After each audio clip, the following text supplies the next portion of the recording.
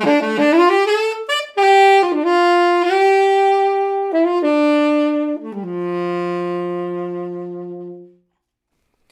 if you want to improve your breath support, you should do long tones, right? No. Find out what you really should do in this video.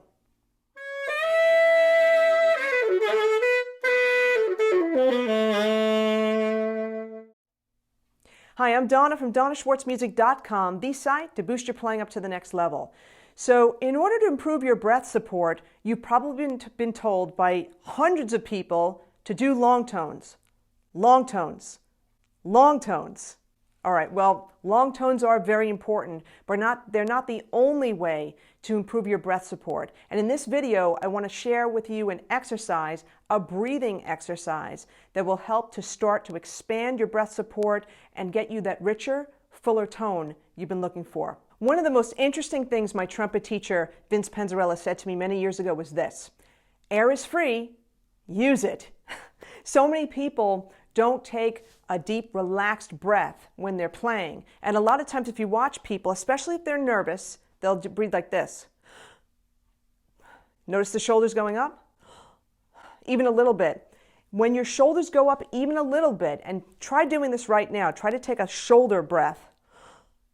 You're tense. You're not just tense up here, you're tense in your chest, you're tense in your throat, and I also feel it going down my arms and in my fingers.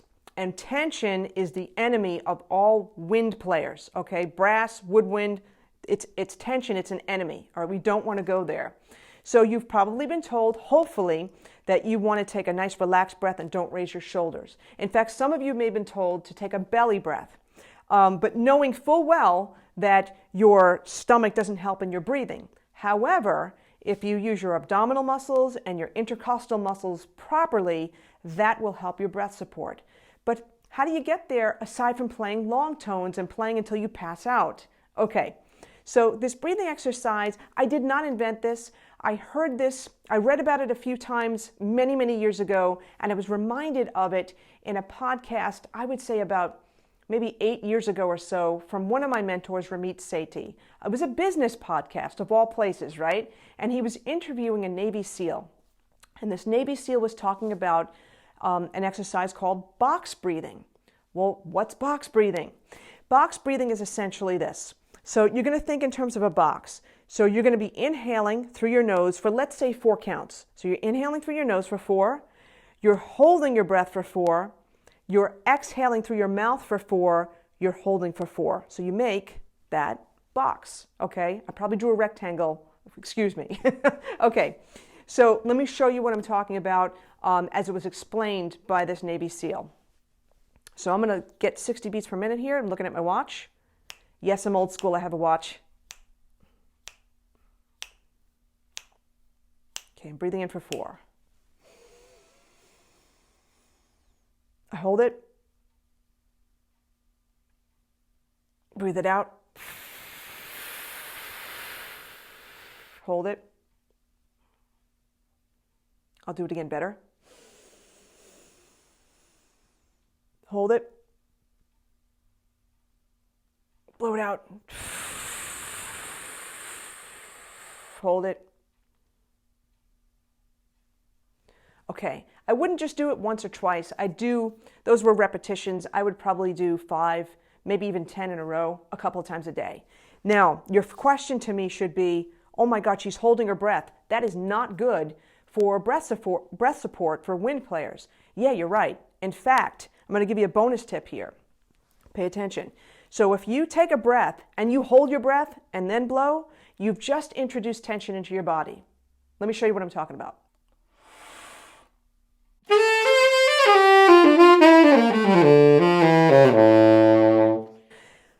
That did not feel good. Okay, I felt tension up here.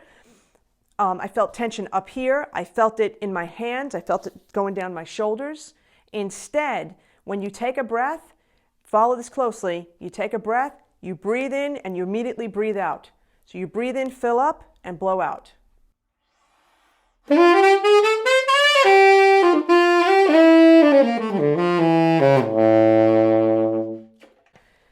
You want that continuous cycling of breathing in and breathing out. So now, Why do we hold our breath in this box breathing exercise? It's about control, all right? I talk to my saxophone players about controlling the reed. That's the key to tone.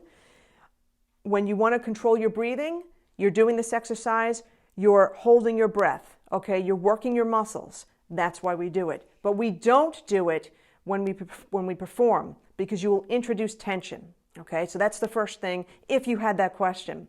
All right, the next question you probably had was this: why is she breathing from her nose? You're not supposed to breathe through your nose when you play a wind instrument, all right? Only for certain trumpet exercises do we do that, like the Caruso 6-note exercise. But you don't want to breathe through your nose because you just can't get enough air in. However, a lot of people that practice meditation, yoga, they breathe through their nose, okay? But we're wind musicians. We breathe through our mouth. So here is the adjustment that I would make to the box breathing exercise. I'm going to inhale through my mouth. So let me do a box of 5, okay? And let me count this better. So let me get my 60. Okay.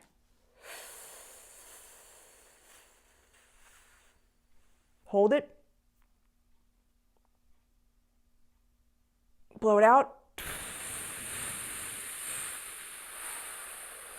Hold it. You're going to join me on this one. In. Hold it. Blow it out. Hold it. Okay, how'd you do? It probably may have been too easy for you, and that's great. That's really good. I'm happy about that. If not, that's fine too. Wherever you are, that's where you start, okay?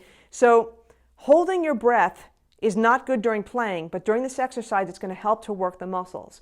Be sure when you're inhaling, inhale slowly. If you inhale too quickly, you have nowhere to go, and it's hard to control that. If you exhale too quickly, you have nowhere to go. So this exercise is also about control, controlling your breathing, which means controlling your muscles, also controlling your thinking as well. Now, I tend to do this exercise when I take a walk. It helps clear my head, gives me something to do when I'm walking, okay? And walking sets my beat, all right? So that's what I'll do. This is a little tip for you. Now, if you caught my video on the 6 habits that will help you become a successful player, definitely check that out. I would say I would substitute or add this habit of breathing exercises to your morning routine every single morning. It's going to really help wake you up. It's going to get you focused, get you clear your head, and it's going to help you start your day great. If you haven't checked out that video, definitely check it out. Now, I have tons of other breathing exercises that I share with my private students and my online students as well. If you're interested, definitely contact me. I'll put a link in the show notes below. Now, I wanted to share some resources with you that will help your understanding of the mechanics of breathing. And the best people to learn breathing from are brass players, particularly tuba players. The iconic person that you should be learning from is Arnold Jacobs. He taught many of the most famous brass players in the world, including my teacher, Vince Penzarella. There's a great book, Song and Wind, that you can get available online. It's a little bit of a dry read, I'm not going to lie to you, but check it out. There's some great information in there. Arnold Jacobs has done extensive research on breathing, breath support for all instrumentalists, so definitely check out that resource. And let me share some other resources that you can get easily online. The first one is from the master trumpet player Claude Gordon, and it's called Brass Playing is No Harder Than Deep Breathing. Okay, it's a small book, a little paperback book over here. And what's great about this book, he was a world-renowned trumpet player back in the day. This is a fairly easy read, but it's really comprehensive. And he debunks the myth that you can control your diaphragm muscles. The diaphragm is an involuntary muscle. Some people may call it semi-voluntary, but really, truly it's involuntary. And if you read some of the passages in here, he talks about how you really can't control your diaphragm. And he even refers to a physician, Dr. Larry Miller, with regard to a study that they did, and they talk about this. The diaphragm does not appear to in any way be under voluntary control. All right, so this is a great resource. It's fairly cheap. I don't know what the price would be nowadays. I got this a number of years ago, but this is a great resource to understand the mechanics of breathing, even if you don't play trumpet, okay? It's all the same stuff. The next resource I want to share, yes, it's another trumpet breathing book, so to speak, but again, any wind instrumentalist can use it. And it's from the incredibly talented trumpet player Rafael Mendez, okay? And it's called Prelude to Brass Playing. Now, he's got a couple of publications, he had a couple of publications out, and this one seems to have some of the similar information to those other ones in there. But what's really great about this book, it's an easy read, and he tackles, for my trumpet fans out there, he not only tackles breathing, but he also talks about embouchure training, intonation, tone development, register development, history of brass instruments, transposition, all that kind of stuff. I think this is a really great resource. Both of these books are available from Hal Leonard Publishing. You could, I'm sure, get them on Amazon. I'll put links in the show notes for you. But in this book, not only does he talk to you about the mechanics of breathing, he talks about an analysis of a breath, you know, what actually is going on, and he also shares some of his own breathing exercises that many trumpet players, professional trumpet players, have been doing for years. So definitely check out this resource as well. So remember, long tones are important, but they're not the only way to expand your breath support and get a richer, fuller tone on your wind instrument. Hey, if you like this video, tap the bell, like, subscribe. Please share this on your social media channels, and check out my website, donnaschwartzmusic.com, for more helpful information to help you improve your playing and bring it up to the next level. Thanks for joining me today. On that note, take care. Have a great day.